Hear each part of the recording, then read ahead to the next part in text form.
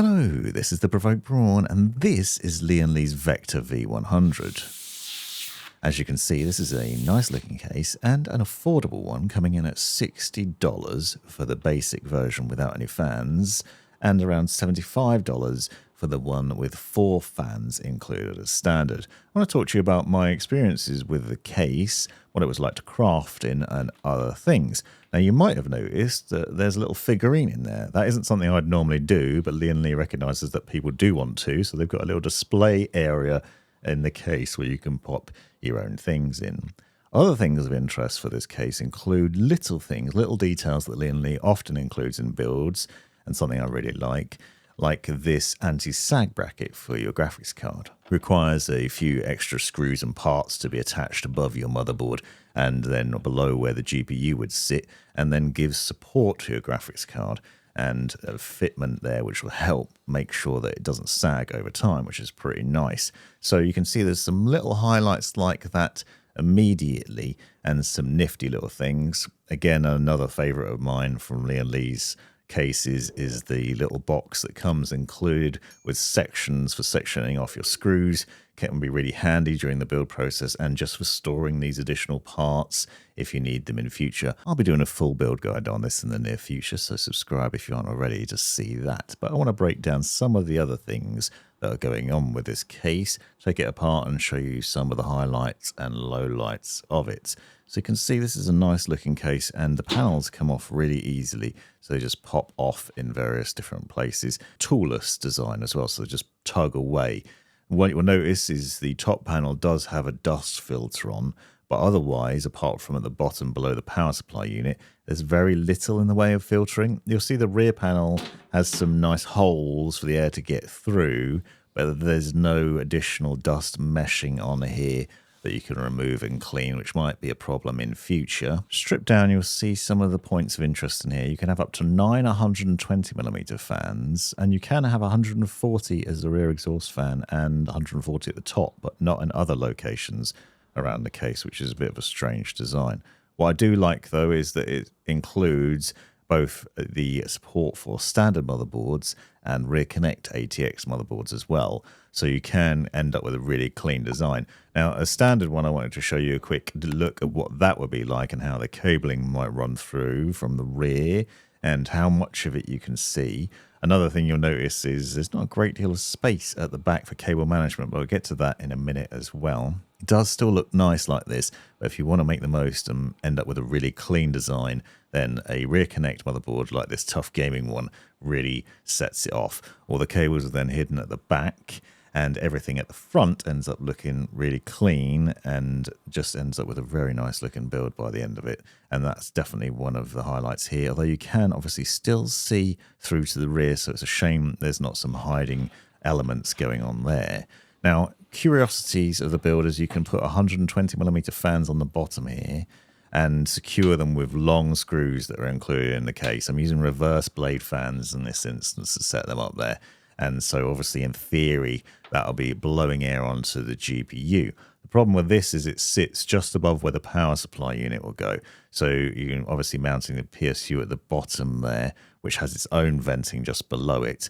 But then that's essentially blocking the fans above. So I want to get to in a little while what difference those fans might make or might not make if you're choosing to add them in, so stick with me to see that at the end of the video. But it is worth noting that you can get a fairly large graphics card in here. So this is a 4070 Ti Super, but Lian Li says you can get up to 415mm lengthwise for your graphics card set up in there quite easily as well. So it's quite roomy, which is really nice.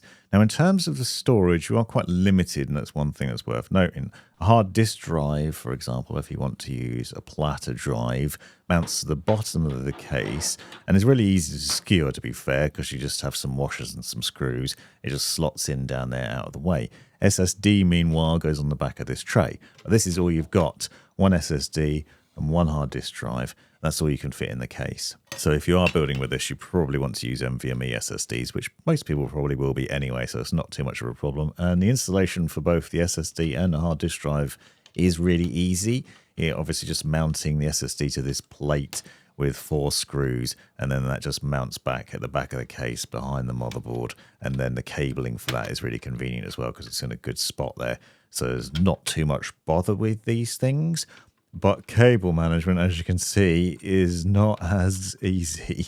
I'm not an expert or amazing at cable management, but I wanted to highlight this because it's quite tight at the back and I'm using a lot of things. And there's very little in terms of little loops and things to tie your cables to. So it's actually quite difficult to tidy. Now on the right-hand side, you do have these clips that you can just hook your cables under, which is very nice, I will note. 2 8-pin CPU power connectors, for example. Really easy to run through there. Also run fan power cables underneath those as well and clip those into place. You'll notice also we have Velcro ties in various different spots around the case. Pretty easy to get cabling in there as well. But space is limited and there are very few of the usual hoops that you'd see that you'd use plastic cable ties with. And obviously with the rear connector motherboard, you need to make sure you're not blocking the ports and that things are out of the way once you've finished with it.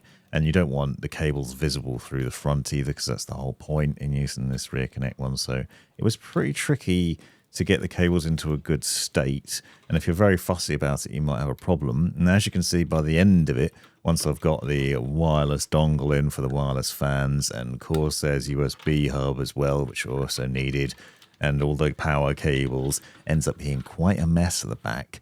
But I am happy to report that despite that, I was able to get the door back on. Now, as mentioned, you have this little panel at the front that you can remove. So you can pop this out and then it gives you this flat area where you can pop a little figurine in if you'd like to. So it's got a spot specifically for that, which isn't likely to block any of your fan intake, which is obviously good. You'll see that the glass panel on the front can also be popped out of the way. And again, that's toolless. So there's no screws for any of these. They just slot into place and then pop in there fairly easy. Now, I want to note that despite what I was saying about the wiring of the case, the build in this was really easy to do. It was a very easy build, really nice case to build in, very straightforward and simple. Now, with this setup, obviously I've maximized the amount of fans that you could put in there. 3 intakes on the side, 2 intake on the bottom, and I'm using the Hydro Shift 2 at the top, and then a rear exhaust fan as well. So I wanted to get into what the performance was like of that system and what the cooling's like. And then in a minute, I'm going to remove the bottom fans to show you what difference that makes to the overall performance of this. So I was playing the precinct and the finals on my 4K monitor at maximum settings. And just to give you some variety in the overall testing here, but you can see I'm getting around 64, 65 on the GPU, 60-ish degrees on the CPU. I'll leave the specs of the build in the description so you can find out what it is, but it's a 9800X3D as the CPU, and then the 4070 Ti Super, as I said, as the graphics card. And I was trying to push these as much as possible, but also just to get an overall experience of this. And what I found is that the temps are comparable with a previous build I did with the Hydro Shift in a bigger case, and yet these are pretty decent temperatures for what we're getting here, I think. It runs really nicely and it looks good too. But what happens if you remove those 2 bottom fans? How much difference does it make? What I found is very little. As you can see here, I'm still getting just over 60 degrees on the GPU. In fact, it might actually have been running just a smidge cooler without the fans. So I think that's an indication that they probably make no difference down the bottom. If you want to fill it up aesthetically, that's fine. But my experience here was it made little to no difference at all not having those fans at the bottom there. The other thing I haven't mentioned is there is an RGB strip that runs across the bottom of the case, and this plugs in with a 5-volt header to your motherboard and then is controlled within motherboard's RGB software. So that's a final little addition to the build. So overall, it's a nice case. For the money, you're getting a really good case. If you pay a little bit more, obviously you can get one with fans pre-installed, but if you want a fanless case that you can throw your own system into, this is a really good option for the money. And this has been the Provoked Prawn. Thanks very much for watching. You've made it right to the end of the video, you brilliant legend you. If you've enjoyed it, click that subscribe button, give me a thumbs up, and drop me a comment down below if you've got any questions. If you really enjoyed it, consider joining the channel and see the benefits of doing so. Check out these other videos. You might well find them interesting or useful. And most importantly, have a great life.